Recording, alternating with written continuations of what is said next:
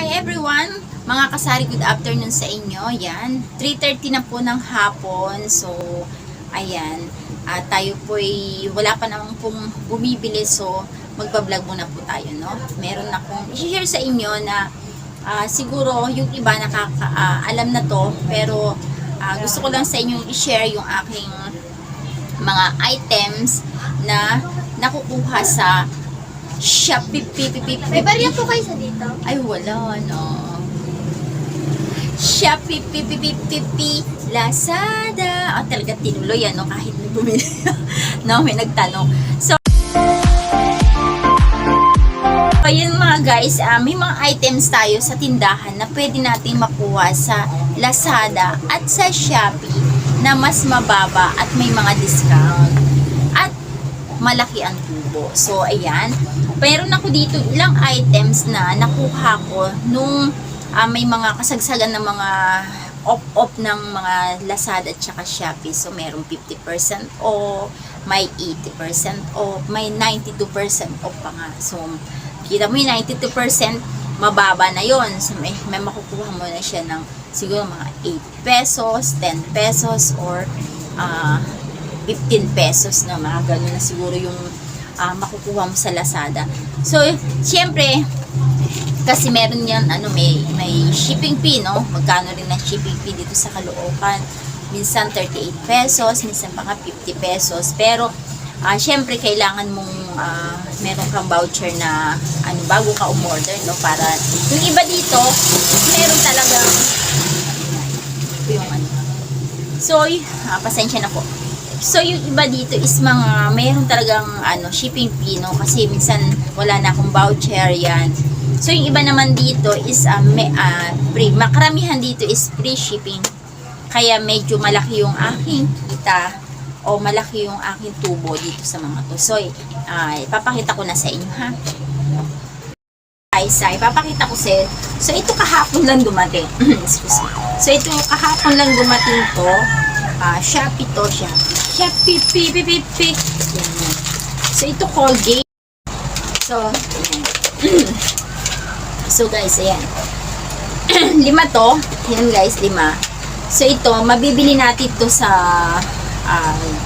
mga grocery o sa mga wholesaler natin pinupuntahan. Sa Pure Gold, yan. Mabibili natin to ng nasa 20 pesos, no? 20 pesos. So, 20 pesos kung sa grocery natin to bibili o sa Pure Gold o sa mga wholesaler natin na binibilan natin. Ang halaga nito is 1, 2, 3, 4, 5, 120. Kasi nga bali 6 na peraso. 120 natin mabibili. So, nakuha ko lang siya ng 80 pesos. O, sa Shopee, nakuha ko siya ng 80 pesos. So, ibibenta natin to yung bentahan natin dito is 25 pesos. Kasi nga, bibili nga tayo sa mga wholesaler natin pinupuntahan is 20. Then, dinadagdagan ko siya ng 5 pesos. Yun ang pinaka tubo ko dito. Nadagdagan ko siya ng 5 pesos kasi hindi naman siya fast moving, no? Kaya 5 pesos ang aking dinadagdag dito. Basta dalawa to, guys, dalawa. Mga kasari, ayan, dalawa siya. Bali, 80 pesos bawat isang ganito. So, 80 pesos ito is pumapatak lang siya ng 160. So, 160, pero ang kung mabibenta natin ito lahat is papatak na 240. Kasi 120 ang bawat. 240. 160. Magkano ang ating tubo, no? Magkano ang ating tubo? 240 minus 160. 240 minus 160 equals, meron tayong 80 pesos dito sa dalawang to. So, kahit hindi siya fast moving, malaki pa rin naman yung tubo natin. No? Guys, susunod natin. Ito naman. Ito is nakuha ko to sa Lazada. So, ito nakuha ko sa Lazada. Ang kuha ko dito is 15 pesos. No? Nakuha ko siya ng 15 pesos bawat isa. No? Pero ang pieces niya, ang laman niya is 80 pesos. So, bebenta natin to ng 10. Bali, 4 to, guys. Andito na isa. So, ayan. Ayan. Bali, apat siya na tigi 80. 80 pieces. So, ibinibenta natin siya ng piso isa. No, magkano yon? 80, 160, 320.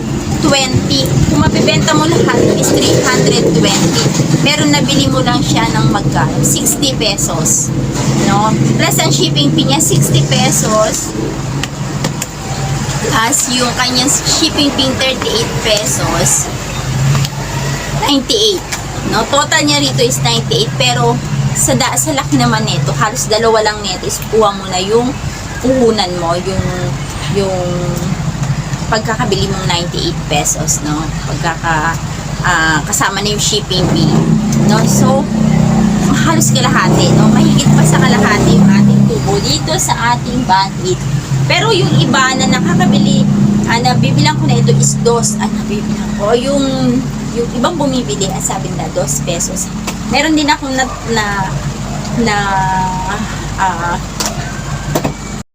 so guys, balik tayo. So meron akong nagdadala sa akin ng ganito, yung kasama yung naglalakad lang, yung mga nagdadala ng cuticle, ganyan, yung mga mga lighter, yung iba meron tayong mga binibili, may pumupunta sa atin na nag-aalok, sa mga tindahan na nag-aalok na mga gano'n, na may isang bandit, mga toothbrush, cuticle, yung ano pa ba yung mga panlinis na yan. Yun, di ba magkano yun? Bibenta mo siya ng 2 para lang makuha mo yung magkaroon ka ng tubo, kasi wala kang tubo pagka piso lang ang benta mo. So, ito, piso lang, kalahati pa yung tubo mo. So, di ba ang ganda? Sumunod guys, syempre yung ating mask na nabibili natin, na nakukuha lang natin ng magkano. So, ito guys, nung nakaraan ko pa nakuha to, paubos na, ito na lang natira. Ayan. Ano to guys, is ganito at saka yung KF94. KF94 ba yun? Very. Ayan, paubos na rin. Ito, ang bentahan ko dito is 5 pesos. Yan, yung kanyang, ito is 94. KF94 ang alam ko rito guys. KF94 nga siya. Then, at saka ito. So, magkano lang kuha natin dito? May 15 pesos, diba? Ito makukuha na. Meron pa ka mas mababa, may 7 pa. Kaya lang ito pagkakakuha ko dito is 15 pesos. So, binibenta ko siya ng 3 pesos. So, magkano? Malaki yung tubo talaga natin. Pagka sa mga Shopee and Lazada tayo kukuha. Then, ito guys, cotton buds. So, ito dalawa to. Andito yung next. Ayan, paubos na yung isa. So, ang laman nito guys is 24 pieces. Binibenta ko siya ng 4 isa, no? Kasi kung 5 pesos masyado nang malaki yung ating tubo. So 24 pieces, 24 times 4 was 96 ang bawat isa nito. May bibenta natin na 96 pesos pag naubos natin. Dalawa siya, 96 times 2. 96 times 2 equal 192. So, 192 sa magkano ko lang siya nakuha. Alam niyo magkano ko lang siya nakuha. 93 pesos lang po. So, 93 pesos ko lang po siya nakuha. Yan. Yan, dalawang yan. So, halos kalahati, diba, ang ating tubo. Diba? Yan. So, binibenta ko. Kung may, yung iba pa, diba, binibenta nila ng 5 pesos. No. Mas maano pa, mas malaki pa pag binenta mo siya ng 5 pesos. Akin 4 pesos lang po ang aking pagkakabenta. So, ito, pangalawa. 1, 2, 3, 4. Panglima, ang ating lighter. So, ito, medyo, kailan ba na po? Siguro mag 2 weeks ko na nakuha ito sa Lazada. No, ito, inakuha ko siya ng, kano ko ba ako nakuha ito? Pagkabot ng break na, mamaya. So guys, ayan. Etong lighter naman, nakuha ko siya ng magkano? 247. Ano? 40. Ano handa natin? Guys, balik tayo. Ito ang ating lighter. Ang lighter na to is nakuha ko siya ng 243 pesos. So, binibenta natin siya ng magkano? 10 pesos. Then, 50 pieces siya mga kasari. Ayan, 50 pieces. So, kalahati ang ating tubo. Magkano? 257. Ay, 53. Tama ba ako? 247. Tama. 253 ang ating tubo dito, guys. Ayan. No, binibenta natin siya ng 10 pesos. So, ito, na-try ko ng lahat to, guys. Lahat gumagana. Walang hindi gumagana dyan. Lahat gumagana. Kaya, malinaw ang tubo natin dito sa is 253 pesos. Guys, diba? Then, ito ang last. Ayan, ang ating wipes. Ayan. So, nakuha ko to ng 15 pesos bawat isa. No? Pumapatak siya ng 15 pesos bawat isa. Then, kumuha ako ng 10 piraso. Kumuha ako ng 10 piraso, 150. So, ibinibenta ko siya ng 27 to 30 pesos ang bentahan kasi nito. So, binibenta ko siya ng 27 pesos. Yan. So, guys, diba hindi na masarap? So, magkano ang yung tubo dito? 12 pesos. No? 12 pesos ang benta na ang tubo natin sa bawat isang ganito. So, di ba malaki, malaki. May mga talagang may makukuha tayong mga items sa binibenta natin sa tindahan na makukuha natin sa Shopee and Lazada na malaki ang tubo.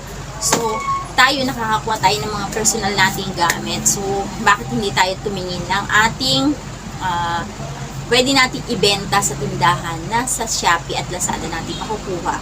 So, wala naman sigurong tao ngayon na hindi nakakilala kay Shopee, Lazada. So, yan. Para na naman. Yun. So, guys, yun ang aking share sa inyo. So, try nyo kumuha. Marami pa tayong makukuhang items sa Lazada na pwede natin ibenta sa ating tindahan na makakuha tayo ng mas malaking tubo at makukuha natin ng mas mura dahil may mga percent sila na binibigay ng percent off or off. Yun, balik ulit tayo, may bumili uli ng sigarilyo. So, yun guys, tingin lang tayo sa mga items na pwede natin ibenta sa tindahan na may mga percent off, no, natin makukuha. So, mas malalaki pa nga, diba? Malalaki. So, may mga siguro may mga items na hindi magaganda. May mga dumadating sa atin na medyo hindi maganda na ganyan. So, mostly naman maayos naman yung mga yung mga deliver naman sila na mas magaganda din. So, siguro may kakaroon lang tayo siguro ng mga order na hindi maganda pag madalang, siguro madalang. So, yun guys ang aking na-share sa inyo today. Ngayon, araw na to. So, yung isa kong gusto i-share sa inyo isa, siguro sa susunod na lang. So, kasi dumating siya kahapon. Pahapyawan ko lang, no? So, yung isa to sa mga gusto-gusto kong ibenta sa tindahan na mabibenta ko na siya ngayon. So, na-excite nga din ako din. O kaya masaya ako na meron na kaming ganon, no? Meron na kaming items na ganon na pwede ko na ibenta sa tindahan. Kumbaga, nadagdag sa aking tindahan. So, yun lamang guys at mga kasari. Yan. Salamat sa panunood. Salamat sa pagko-comment. Salamat din mag-like and share. Yan. Salamat sa inyo din. Yan lamang po ang aking share sa inyo yung aking mga items na yan. So, malaking bagay din yan sa ating tindahan. So, yun lamang po mga guys. Ayan. Yun lagi ko sinasabi. Mag-ingat tayo palagi sa ating pupuntahan sa loob ng bahay. Yan. Ingat tayo palagi lagi tayong think positive and good vibes lang kasari para kahit papaano maganda yung dating ng sa ating buhay, no, sa ating negosyo or kahit sa personal nating buhay, no, maganda yung dating ng ng blessing. Yan. So, yun lamang guys. Thank you sa inyong lahat. Magandang hapon sa inyong lahat. Bye-bye!